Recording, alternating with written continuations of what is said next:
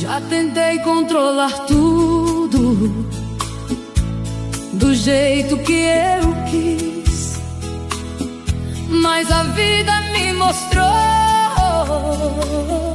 que nem sempre é assim. Carreguei peso demais que não era pra mim, e só quando eu soltei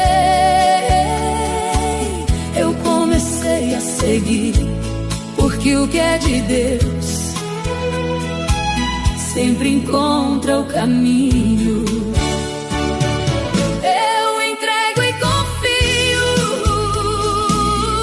nas mãos do Senhor.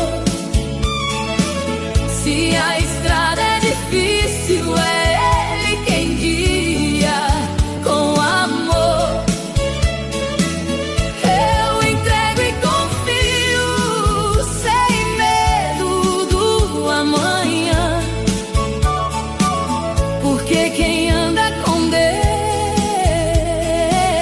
nunca caminha em vão.